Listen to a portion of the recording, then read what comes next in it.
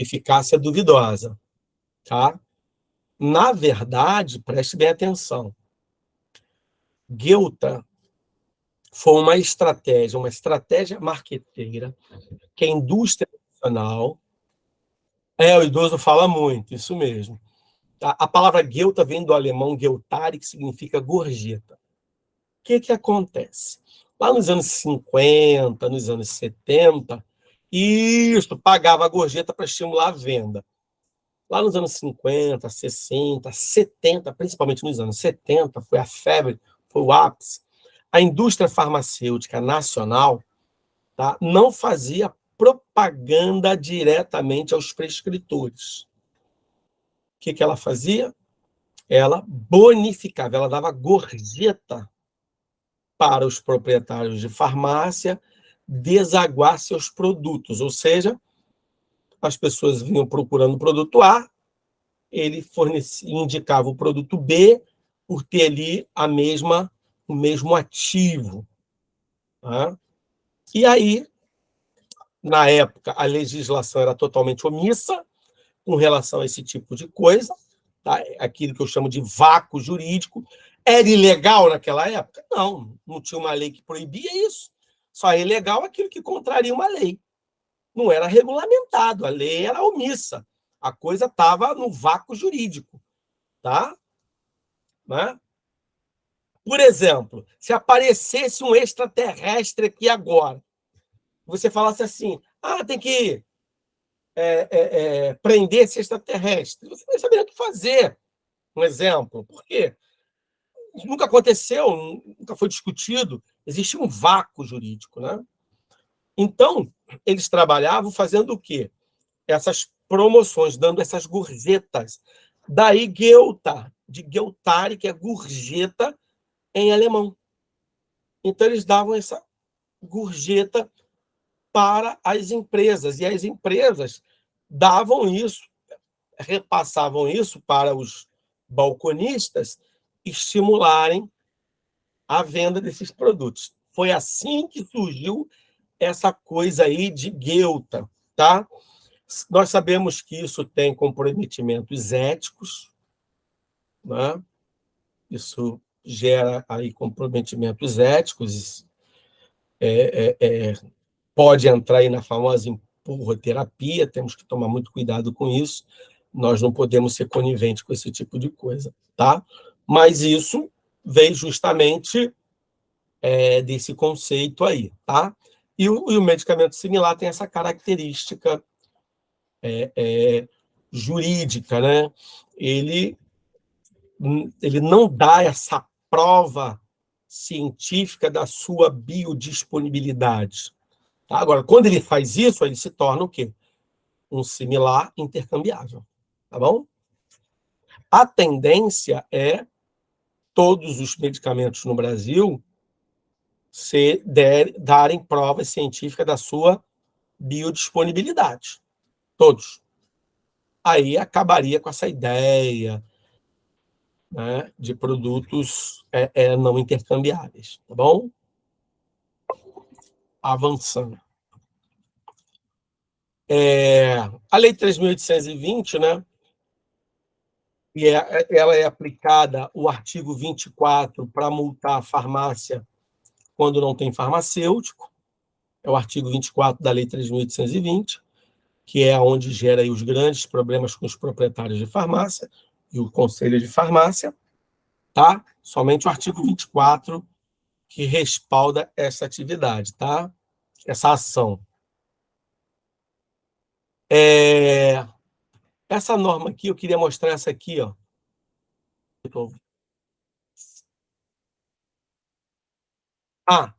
Interessante essa daqui. Uhum. Por que você, se você terminar, se você for médico, fizer farmácia, se você for farmacêutico, fizer medicina, ao exercício da escolha de uma profissão, você não pode exercer as duas ao mesmo tempo? Por exemplo, você pode ser médico e advogado, você pode ser farmacêutico e nutricionista, Você pode ser farmacêutico e dentista. Isso aí. Então, Luiz, justamente, será lá atrás. Veja que isso é uma lei de 1932, tá? Olha lá. Ela diz, né, que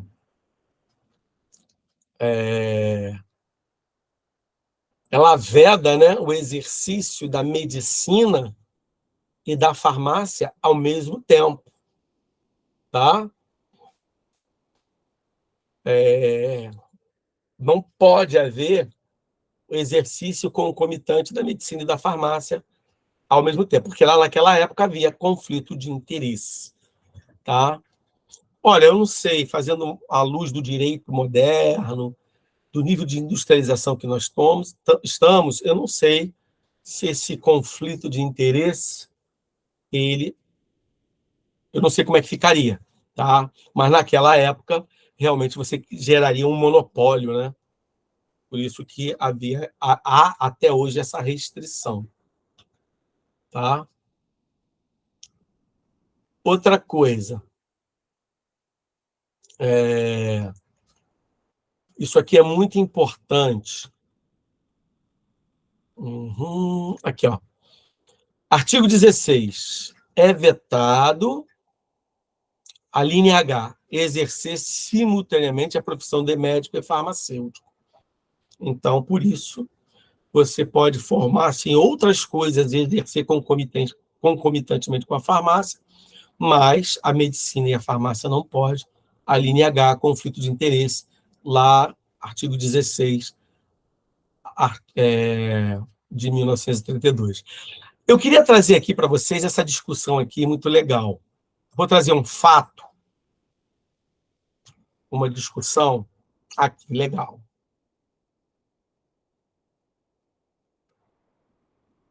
Tá. Depois eu mostro isso aqui. Deixa eu só abrir aqui.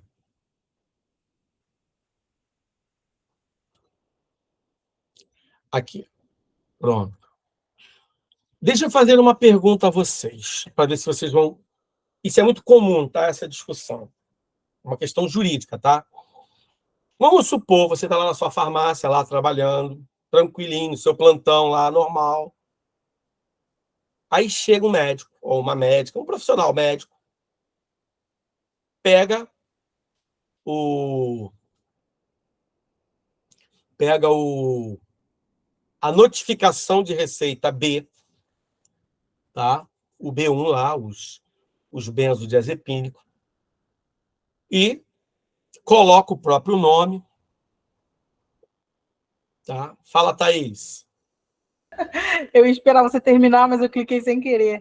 A respeito do médico prescrever para si mesmo, não é que você ia falar? Isso. Não é ilegal, mas também não é ético, né? Foi o que eu aprendi. Então, vamos lá, vamos discutir isso daí. Tá? Vamos discutir à luz da lei. Tá? Aí o médico chegou lá. Fala, Leandro. Professor, rapidinho, muito obrigado por deixar eu falar. Eu queria só, rapidinho, eu acho que se você é farmacêutico, é pós-graduado em manipulação veterinária, e você é veterinário, também é um monopólio, é um comércio e não é vetado, proibido, o senhor não acha? E pode o veterinário assinar na farmácia como farmacêutico técnico da manipulação veterinária por ser pós-graduado e prescrever para essa farmácia de manipulação que é dele e também que ele assina e não é vetado, proibido o monopólio, um comércio, um jogo de interesses e não é vetado, o senhor não acha? Muito obrigado. Perfeito, Leandro. O que você falou aí, né, foi justamente essa tese aí do conflito de interesse. A gente caberia, talvez, uma discussão mais moderna, né? Talvez lá em 1932, lembre-se que as leis ela têm o espírito da sua época, tá, gente? Certo? Então, essa é uma lei de 1932. Estamos falando aí, não tinha chegado nem a primeira metade do século XX ainda. Né? Primeira metade do século XX é 1950. Então, estou falando da era de Getúlio Vargas ainda. Né? Então, vejam, na época, talvez para o espírito, o que a gente chama no direito de Zeitgeist, o espírito da época, fosse pertinente para aquela época. Agora, hoje, com o avanço da informação, com o nível de industrialização, autonomia que as coisas tomaram, talvez o olhar seria para alterar essa lei lá de 1930, e como o colega Leandro bem colocou aí, né, bem colocado, né, bem pertinente, ele falou o seguinte, ó, tá, mas então o médico veterinário também não seria aí um equivalente a esse conflito de interesse? Então é uma coisa que, lembre-se que as leis, elas não são eternas, elas vão sofrendo mutações, alterações, vão caindo em desusos, o que era proibido tornou-se permitido, o que era permitido tornou-se proibido. Veja, ela é muito dinâmica. Então, talvez está na hora de a sociedade começar a discutir essa restrição, né? Pode ser, é uma questão. Por quê? Porque na medicina veterinária você teria isso aí também, não teria? A odontologia e a farmácia também, você poderia ter esse tipo de situação. E eu tenho vários colegas, ex-alunos meus, que são farmacêuticos e dentistas. E exercem, sem problema. Tá? Então, e aí? O médico chega lá no balcão, pega lá o talonário, de notificação de receituário, lista B, e prescreve para ir lá diazepam, 10 miligramas, sei lá, 2 caixas. Beleza. E preenche lá, tomar uma cápsula uma vez por dia. Beleza. Legalmente, registro lá, pessoal. Legalmente, tá? Legalmente, existe aí ilegalidade? A Thaís já até antecipou.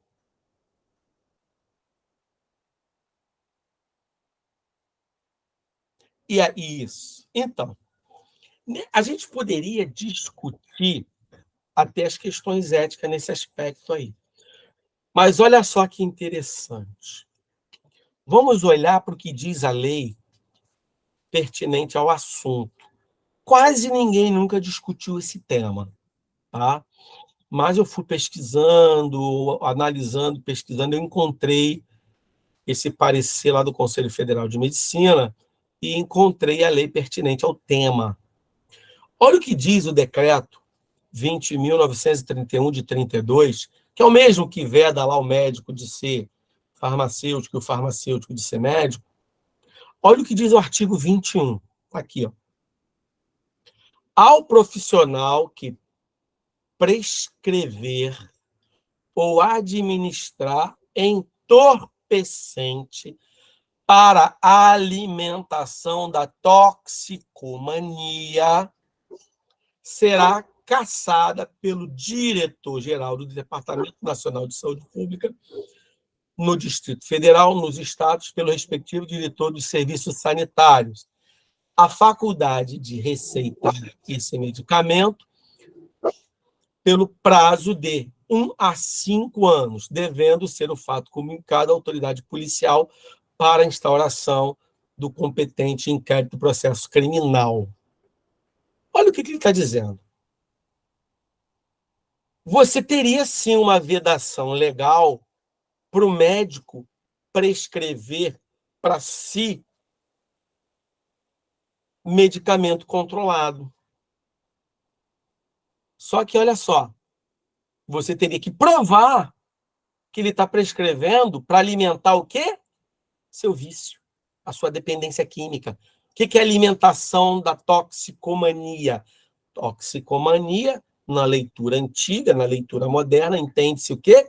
Dependência química, que era a dependência dos tóxicos, né? Tóxico seria as substâncias proibidas da época. Entenderam?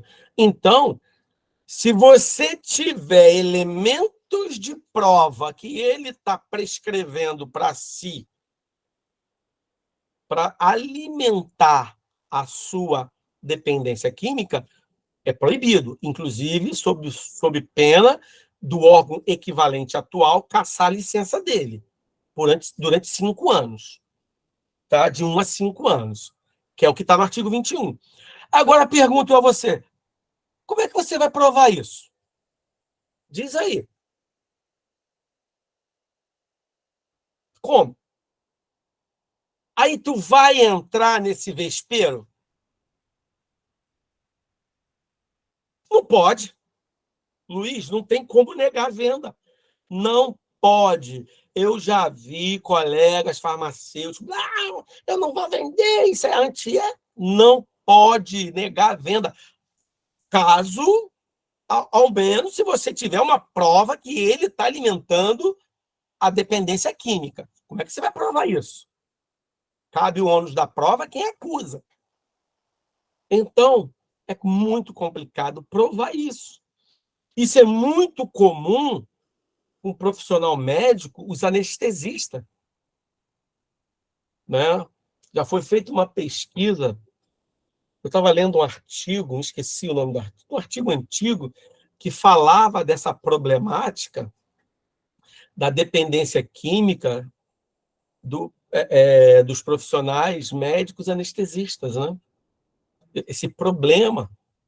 Tá? Muitos profissionais de saúde, por ter acesso fácil à medicação, farmacêuticos, por ter acesso fácil a essas substâncias, de uma certa forma, lida com isso o tempo todo, acabar, às vezes, acabar se tornando dependente químico disso. Então, vejam, é uma coisa muito problemática. Juridicamente, tem como você vetar essa venda? Só se você provar, que é o que diz, né?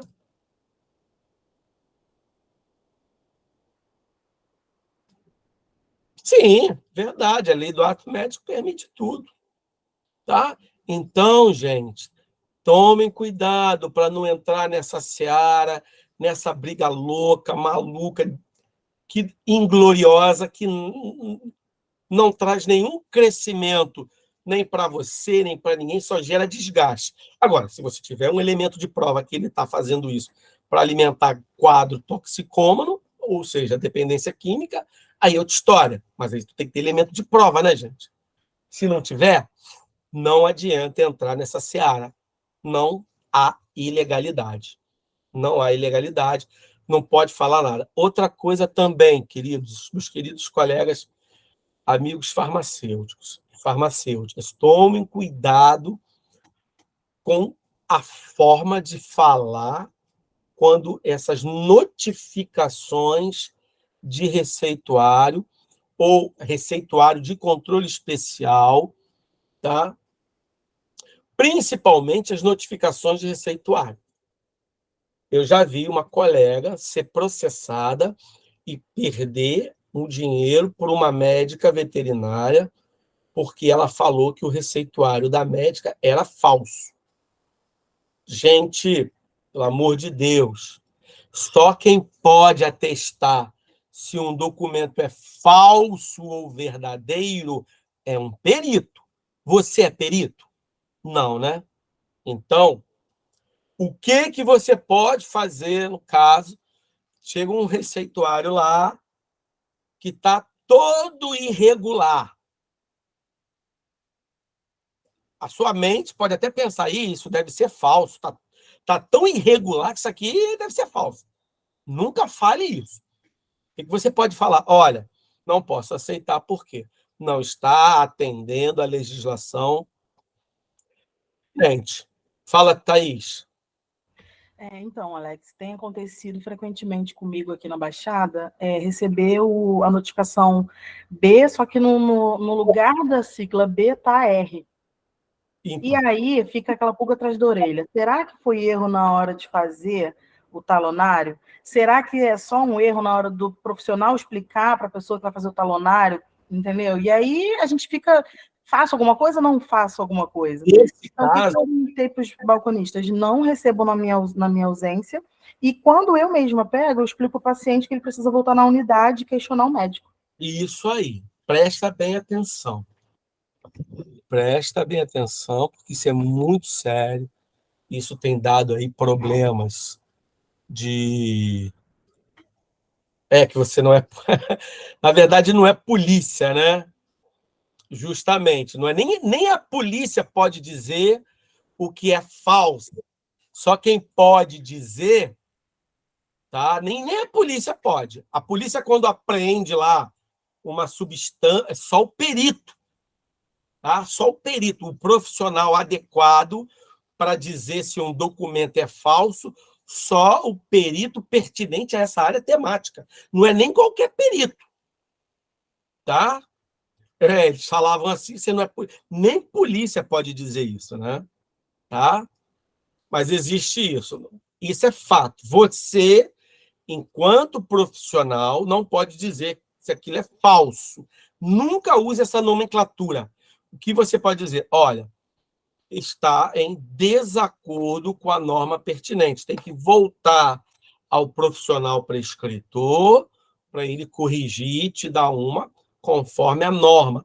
Não aceite, porque se você aceitar, você vai ter o ônus daquilo, porque está lá, você tem toda uma legislação a ser cumprida. Inclusive, o médico, o prescritor, o dentista, o médico veterinário, tem que cumprir os ditames da portaria 344.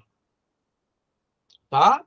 Então, a notificação não está em acordo, tá?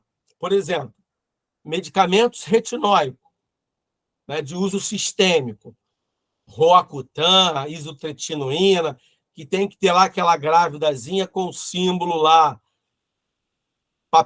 notificação branca.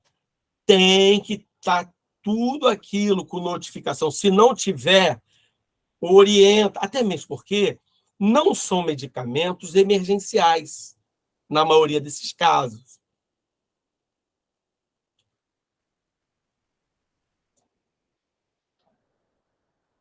Sim, deveria começar lá. Fato, Dani, eu concordo com você. Mas a verdade é que fica solto. Então, o que acontece nesse aspecto? Que nós devemos prestar muita atenção nisso daí. Tá? Se não tiver lá todos os elementos que é exigido pela Portaria 344 e pela Portaria 6, que é o que vai tratar sobre notificação de receituário, sobre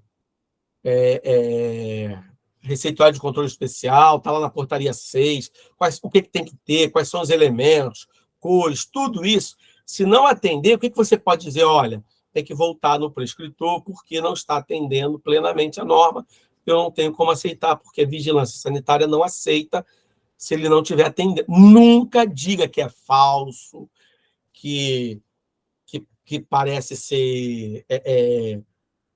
que não parece ser oficial. Nunca diga nada desta natureza, porque uma colega foi falar isso e teve que pagar danos morais para uma veterinária. E, realmente, a notificação da médica veterinária estava confeccionado em desacordo com a legislação. Mas é uma coisa é o profissional lá ter elaborado de forma equivocada. Outra coisa é aquilo ser oriundo de falsificação. Falsificação é um tipo de crime. A outra estava lá numa irregularidade normativa. Tá? Então, tomem cuidado com essas coisas. Nunca falem, é falso. Nunca diga isso. Olha, não está em desacordo, não está em acordo, está em desacordo com a norma, então eu não posso aceitar. Ponto. Volte ao profissional prescritor para que ele corrija. Acabou, é o que você vai falar. Mas eu quero que fulano vai morrer. Você é farmacêutico, sabe. Por exemplo, um Roacutan, uma isotretinoína, isso é medicamento de emergencial? Claro que não. Tanto é que a lei, as normas, né, prevêem, por exemplo, os medicamentos emergenciais. Né? Depende, por quê? No lugar, a vida, né? Sara, se rasurar é negar, porque não pode conter rasura. Tá? Tem que negar. Fala, Denise. Já aconteceu muito, né, da gente pegar rasurado e aí eu negar, mas não dizer que a pessoa rasurou. Eu digo que, ó, aconteceu alguma coisa, não está de acordo, não posso aceitar. Mas eu vejo nitidamente que foi o cliente que rasurou, mas eu evito falar isso para o cliente não crescer para cima de mim, né, essas coisas. Pode gerar até problemas judiciais. Às vezes já fazem isso na intenção. Ué, se o médico rasurar, ele... Na verdade, Thaís, o correto é não ter rasura. Se ele rasurar, o correto é ele emitir um novo. Se aquele for o último, aí ele pode, no verso, escrever ali, justificar. Beleza. Não é por causa desse erro material que você... Né, as coisas não é ferro e fogo. Por exemplo, vamos supor que ele tenha mais de... Aí destaca um novo. Agora, vamos supor que aquele era o último e precisa. Aí ele vai ali, faz a devida correção, informa, e carimba e assina. Não tem problema, porque ali é um erro material. Isso pode acontecer. Tá? Agora, tem que estar sinalizado que ele teve a ciência, até mesmo porque, se houver algum problema e ele tiver que ser chamado, ser responsabilizado, né, ele vai ter que ser chamado para responder pelo aquilo que ele assinou, né? E ponto. Tá? Agora, você não é perito para dizer se aquilo é falso ou não. Então, tomem cuidado com esses tipos de terminologia e nomenclatura. Tá? Certo? Então, de uma certa forma, né, pessoal, está aqui o parecer do Conselho Federal de Medicina, dizendo aí que realmente não é ilegal ele fazer a autoprescrição, tá? Porém, só há essa restrição do artigo 21 do decreto 20.931, quando é provado ali que ele está fazendo para uso toxicômano, né? Ou seja, para alimentar a sua dependência química. Outra coisa, portaria 344, tem que tomar muito cuidado com isso aqui, tá? Por quê? Lembre-se, a portaria 344, ela vai atender uma norma penal em branco, correto? E olha o que ela diz. Olha o que diz o artigo 68 da portaria 344. As substâncias constantes desta lista, deste regulamento, e suas atualizações, bem como os medicamentos que as contenham existentes nos estabelecimentos, deverão ser obrigatoriamente guardados sob chave ou outro dispositivo que forneça segurança em local exclusivo para esse fim, sob a responsabilidade do farmacêutico ou químico responsável quando se tratar de uma farmoquímica, tá? Vejam, está descrito quando se tratar de uma indústria farmoquímica, tá? O químico responsável, tá? Então, essa história de ficar chave na mão de gerente, de balcão, você pode fazer? Pode delegar? É contigo. Mas se der problema, quem é que responde conforme o artigo 78?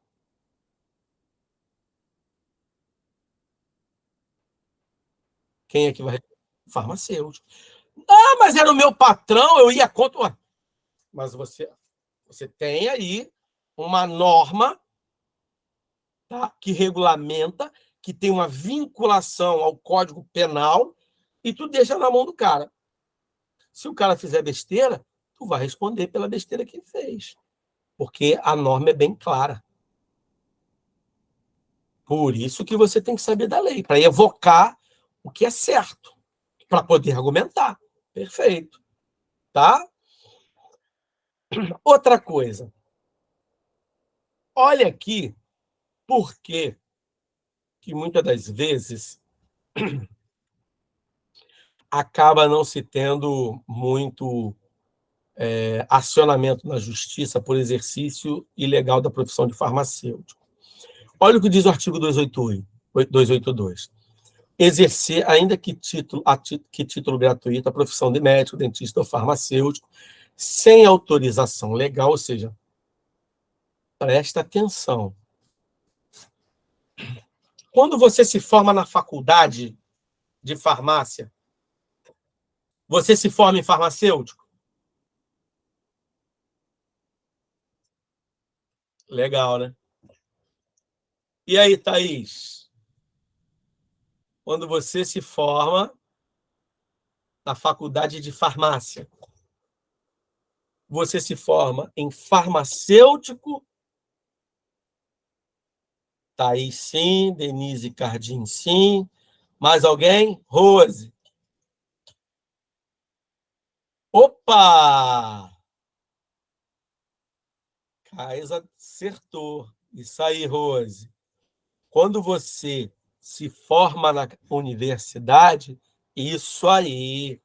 Quando você se forma na universidade, você tem uma titulação acadêmica chamada de bacharel em farmácia. Você é formado, a sua titulação é de bacharelado em farmácia. Você não é farmacêutico, você é bacharel em farmácia. É uma titulação acadêmica, tá? Aí, quando você pega o seu diploma, quando você pega o seu certificado de conclusão ou a declaração de conclusão, aí você pega a provisória. Quando pega o diploma, tu pega a definitiva. Né? Aí você vai lá e se inscreve no conselho. Quando você está inscrito, é ali que você tem autorização legal para o exercício da profissão farmacêutica. É ali que você se torna farmacêutico. Professor, fui lá e suspendi o meu registro. Vou deixar de ser farmacêutico? Farmacêutica? Vai. Vai voltar a ser o quê? Bacharel em farmácia. E eu posso ser processado por exercício ilegal da profissão? Pode. Se você fizer qualquer atividade que está lá no artigo 85898 de 81, ou seja, privativo de farmacêutico. Tá? Vamos supor que você foi nomeado por um prefeito de uma cidade para ser fiscal sanitário e você cancelou seu registro de farmacêutico. Você está exercendo ilegal a farmácia? Tá, porque a fiscalização sanitária é uma prerrogativa de farmacêutico. E para ser farmacêutico, você tem que estar inscrito no conselho. Entenderam isso? Se você não está inscrito, você só é bacharel em farmácia. Certo? Entendido? Estamos? Tranquilo? Aí, olha o que acontece. Pena. Detenção. Qual é a diferença? Você já viu que o Código Penal ele fala pena, reclusão, pena, detenção. Qual a diferença de reclusão e detenção? Vocês sabem a diferença? Então, vamos lá. Toda vez que o Código Penal ou uma lei penal falar em pena, reclusão, é porque o processo de cumprimento da pena é no regime fechado, ou seja, vai ficar no xilindró. Quando é detenção, ele pode iniciar no regime semiaberto, ou seja, trabalha de dia e dorme à noite na cadeia. Entenderam isso? Então, a pena de reclusão tem que cumprir no regime fechado. A pena de detenção ela pode iniciar no regime semiaberto. Veja, o cara exercer ilegalmente a profissão farmacêutica, a pena é de detenção. E olha tempo? De 6 meses a 2 anos. O máximo é 2 anos. E a lei diz que qualquer pena inferior a 2 anos tem que ser transformada em restritiva de direito. Logo, dificilmente o cara vai preso. Ele é preso ali em flagrante de delito, tem logo a pena relaxada, porque detenção já pode começar no regime semiaberto, e se for no final do processo, se condenado, pode ser de 6 meses. Se for inferior a 1 ano, automaticamente converte-se em medida de transação penal. Vai deixar de ser processado e vai virar multa de cesta básica, essas coisas. Se for mais de 2 anos, mais de 1 ano, pena restritiva de direito. Ou seja, ele vai ter ali alguns direitos, para sair do Estado, tem que avisar a justiça, esse tipo de coisa. Veja, a pena é muito branda, dá uma dor de cabeça tremenda. Agora, claro que para a pessoa prejudica, porque ela perde a primariedade, é um perfil penal, ele passa a ser, se ele for condenado, ele passa a computar, isso pode prejudicar a vida dele em termos de concurso público e por aí vai, tá? Vai gerando aí esses danos, né? Esses danos de direitos civis. Mas, assim, na prática mesmo, a punibilidade é muito branda, né? Muito branda, tá? Infelizmente, a lei, de uma certa forma, ela é muito complacente, né, com o exercício ilegal da profissão de médico, dentista e de farmacêutico, tá? O cara faz lá e a pena é muito pequena, né, para o ato que ele pode estar cometendo, tá? Certo, pessoal? Certo, estamos? Fala, Rose. Foi problema de BIOS. Portaria 6 junto com a portaria 344, vocês devem estudar tanto a portaria 6 do Ministério da Saúde quanto a portaria 344. Tá? Por exemplo, ela vai isentar, né, de autorização especial farmácia, drogaria, unidade de saúde. Então, por exemplo, a farmácia de manipulação tem que ter autorização especial para manipular produto controlado. A drogaria, não. Está aqui. Você não precisa ter, você tem que ter a AFE, a autorização de funcionamento. Agora, aquela autorização especial não precisa. Artigo 10 da portaria 6. Tá? Laboratório de análise clínica também. Certo? Tem que estudar a portaria 6 também. Tá? Então, o direito sanitário, né, refere-se ao conjunto de leis, regulamentos, políticas, Código do Consumidor, tudo que visa proteger o quê? A saúde da população e os direitos do paciente em ter acesso a um produto seguro, eficaz. Perfeito? É isso, pessoal. Alguma pergunta, dúvidas? A gente encerra a nossa participação hoje. Eu vou colocar lá no grupo, lá do WhatsApp, esse material, para quem não conseguiu ainda. Tá? Minhas redes, Alex Baiense, vou colocar aqui. Ó, @ Alex Baiense, tanto no Facebook e no Instagram. Tá? @ Alex Baiense. O Baiense é sem H. Pode dar um oi lá, que a gente vai estar todo mundo junto lá. Tá? Não, grupo de WhatsApp eu não tenho. Tem aquele grupo que a menina, que a Thalita criou lá. Tá? Elane, foi um prazer rever. Rose também. Um prazer. Muita gente aqui conhecida, amiga. Pessoal que estou conhecendo agora. Débora, prazer, obrigado. Luciana, Leandro, Rosiane, Sara.